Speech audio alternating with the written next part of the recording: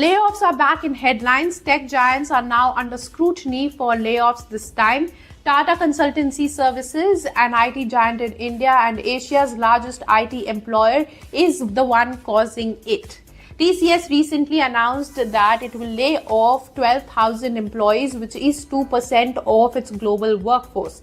The reason? Skill mismatches and roles that cannot be deployed in current projects. Now, this has come under government scanner. Indian Labour Ministry has summoned the company executives over the terminations and delays in hiring.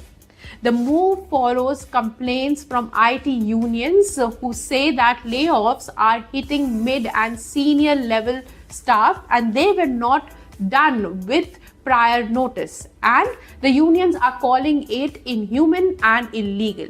Meanwhile, the company says that this is a skill mismatch and its CEO is earning 26 crore rupees a year, and this has also raised eyebrows. The debate is now around fairness and corporate responsibility in tough times.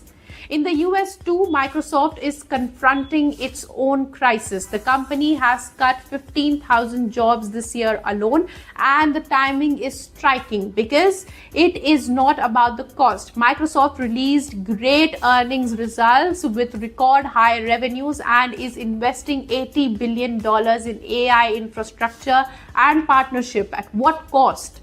It's labor, human labor. There are allegations that Microsoft is firing American employees and hiring cheap labor from foreign countries. Reports suggest that the company made 4,712 applications for H-1B visas. Microsoft has responded to this claim by saying that the applications are no way related to the job eliminations because many H-1Bs have also lost their jobs. But the bigger concern is that are these layoffs replacing humans with AI? Well, some might be. In 2025 alone, over 94,000 jobs have vanished in the tech sector.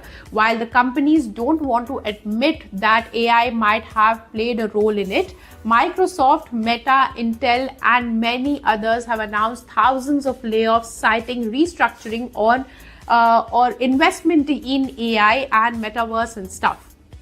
And the targets are mid and senior level workers because they are a whole generation of people who might not be able to adapt to AI centric roles. Now, what these companies want is people who know how to use AI better or know how to build an AI infrastructure.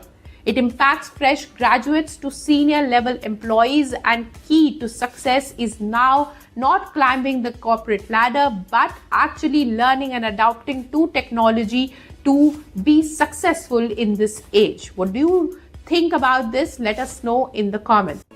If you like this video, then like, share and subscribe to ET Now.